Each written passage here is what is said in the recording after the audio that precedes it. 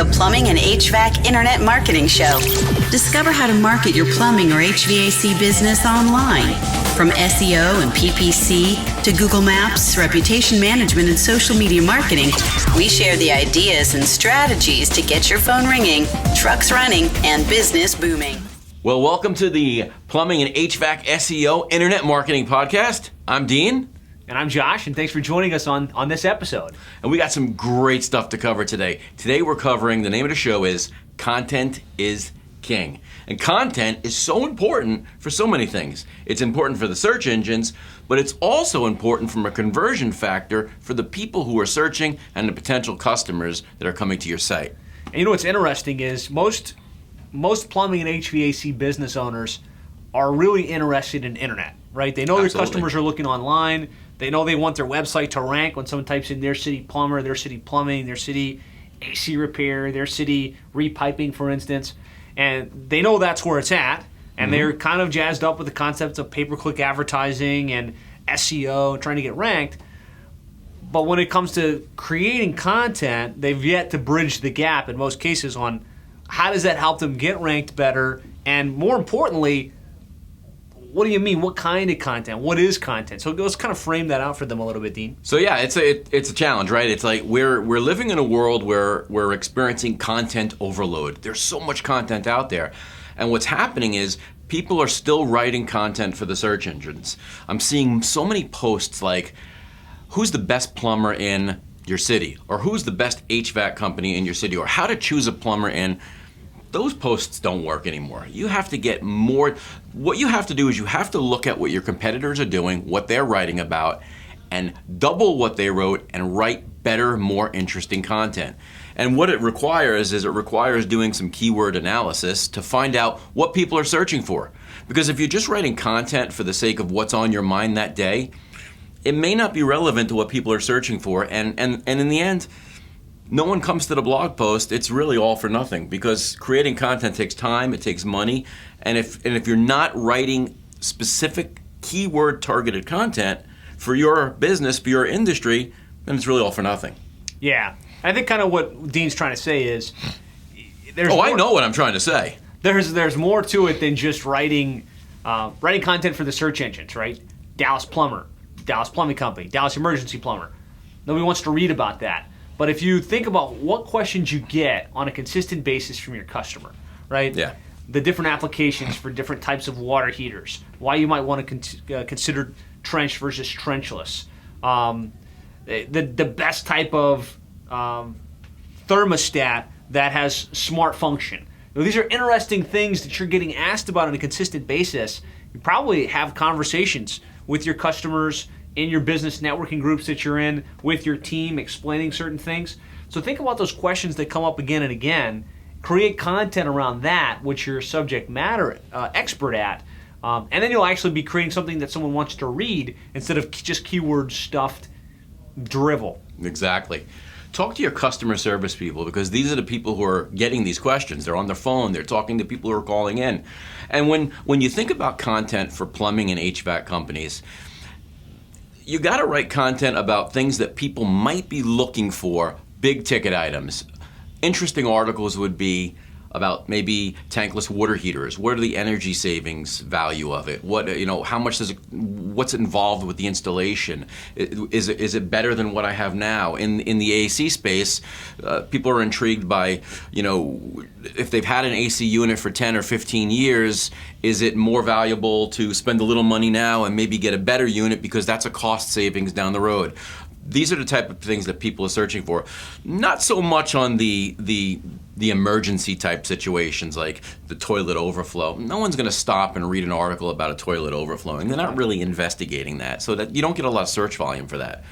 And so you really want to get in depth, in detail. Remember, you're the expert. You know everything there is about these things. Now, you may not be a writer. You can hand it over to a writer or an SEO team and give them a little knowledge on the subject and let them roll with it. Or maybe writing is a hobby for you and something you enjoy doing.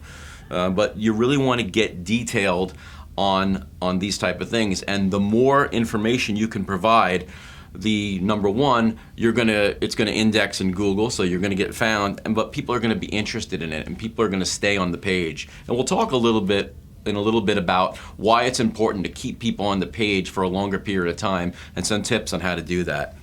Yeah, I would say, to try and take this out of the abstract and take it into something you can actually execute. If I had to sit down with you right now and say, hey, let's come up with a content plan for your company, we would look at some things like Google Trends. We would look at some search data that we can look at from Google Webmaster Tools and other sources that are out there to get a sense of what people are looking for. But really the easiest thing you could do is write a list of your top 5 frequently asked questions. Mm-hmm. What are those questions that come up again and again? Your top 5 should ask questions. Yep. So the questions that your customers aren't asking you, but if they were thinking about it, they would ask those 5 questions. And you'll find if you come up with those 10 questions and you answer them, even in short form on a document, it will create almost an infinite supply of potential content topics that you could write about. Yeah. And the important thing to remember is content marketing is just not text on a page. It's video, it's infographics, it's graphics, it's images, it's a whole bunch of things put together to make an article that's interesting. So, for instance, if you were going to write an article that's 500 to 1,000 words on a page and have nothing but text, no one's going to read it because it's just way too overwhelming. And just think back to the print days when you read a magazine. They have pictures all in there for a reason because it breaks up the text. A picture represents 1,000 words, and it just makes it more interesting. And then when you put video in there, it really engages with the customer. And video is huge for content marketing. I read an article just recently that said in 2020, 90% of the content online is going to be video. So creating video obviously is a powerful play, and you should also look at what modality you're most comfortable with. Some people like to write, like Dean's talking about, and if you do like to write, you should write content, but use imagery to make it more compelling. Sure. Some people like to talk, right? I might be more comfortable explaining something in an audible format than I am typing it. And so one of the reasons you might not be creating content now is because you're like, I don't like to write. Well, sit down in front of your computer or take out your iPhone and hit the record button and speak. Right? If you think about your 10 should ask and frequently asked questions, mm-hmm. and you answer them on a voice notes or something like that, send it off to a transcription service. Yep. And one that I like a lot is called Casting Words. There's another one called Rev. And basically you just upload your audio file and somebody on the other side will transcribe that into text, and you'll have a pretty good baseline for a pretty good solid piece of content. And then like you said, though, the other third thing is to sit in front of video, and then you're kind of hitting all the different elements. Like what we're doing here, we're shooting a video that's going to be saved as audio, so somebody can watch it in the video form on YouTube. They can listen to the audio form on iTunes or some other platform, and we could also have it transcribed via mm-hmm. Rev and make that into a blog post. Yep. And you could do the same. And so that's what I'm just trying to get the point that don't feel like you just have to write text. Exactly. And you can also take this content that you have and tear it into pieces and use it in different spaces like YouTube, like Facebook, like Twitter, like Instagram. Put little blurbs and reference back to the article and point links back and bring people back to your website. But so who is content marketing for? Is it for the websites or the search engines, or is it for the customers? And I think the answer is both, right? Because you can't have one without the other. People are searching. Content is developed so they can find you on the search engines, and once they get to your page, well, here's a whole different thing you need to do. There's a whole bunch of optimization that has to happen at this point.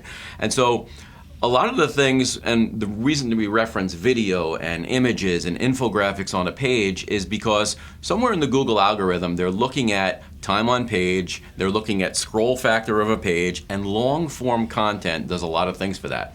And if you have, let's say, 1,000-word article, it gives you a good scroll on the page. And as you scroll down, you're spending more time on the page, and that helps your rankings overall.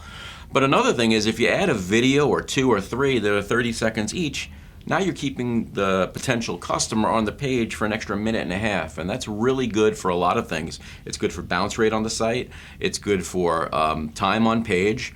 And the next thing is to bump them off this article somewhere else onto the website, right? So if they're searching for tankless water heaters and you have this great page with a big infographic that shows cost savings, maybe you have a video of showing an installation and how easy it is for you guys to do, and then you want to bounce them off to a place where they can go either inquire about it or purchase it or book a service call. Mm-hmm. Yeah, and so if you frame content in the big picture of your internet marketing strategy, right? And you think most of what we talk about is internet marketing, SEO, all for the net result of driving more calls, more leads, and better profitability. The reason you create content is because it's going to make your website more authoritative. Yep. More people are getting to the site, all of these good signals that are being passed to Google, which ultimately makes it so that your keywords rank in organic search. The main things, right? Your city plumber, your city plumbing, your city drain cleaning, your city water heater installation and repair. So you create those pages, you set them up correctly, you optimize them, then you put a content strategy like what we're explaining to you here, where you're creating new unique content on a consistent basis. And that's what makes the setup part of your SEO strategy work correctly. Yeah, exactly. The main goal here is to separate yourself from all the noise. You're writing not just mediocre content or not just content because you got to get content out there. The old saying, quality versus quantity. If you write 10 blog posts a month that are 200 words each and they're just useless, that's what they are. They're useless. But if you write one blog post every month that's maybe 500 to 1,000 words, pop in some videos, pop in some images, you become the authority figure, right? And you're the site that gets bookmarked. And you're the site that when a friend is asking a friend for a referral, your name comes up because you're the expert in the industry, right? Absolutely. And another cool tip along the whole idea of creating good content is to do what I call edutainment. And that's kind of a play on words between education and entertainment. The fact is, people are bored out of their mind, right? They're looking to be entertained. That's why Facebook is on the rise. That's why Snapchat is on the rise.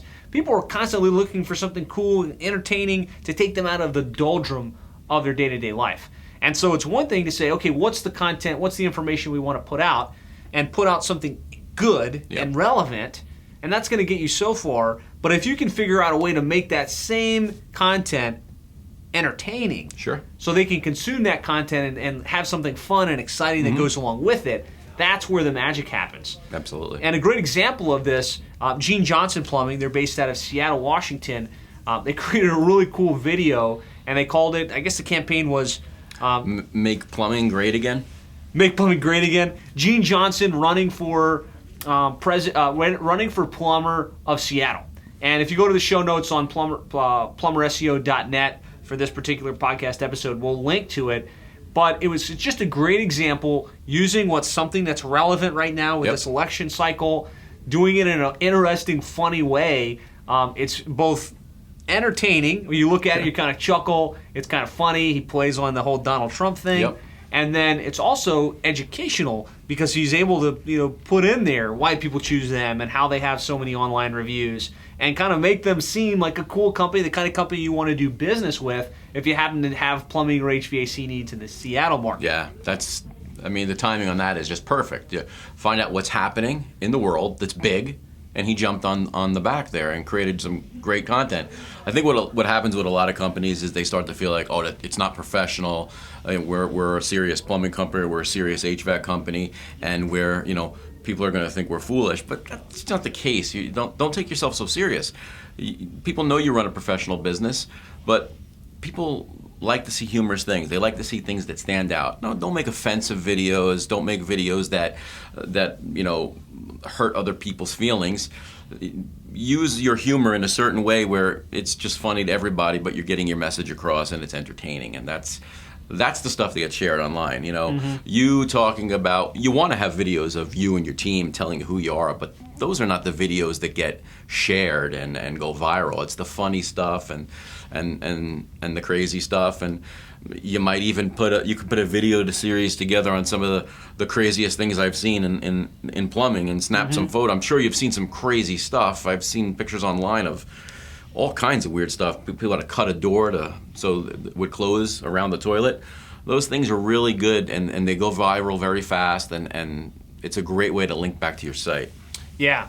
Another example of good entertaining content that you could produce is Anderson Plumbing out of the San Diego market. They put together a music video about the butt crack. The plumber butt crack kind of being a common thing. Yeah. And they had a whole music video about pulling up your pants as the plumber.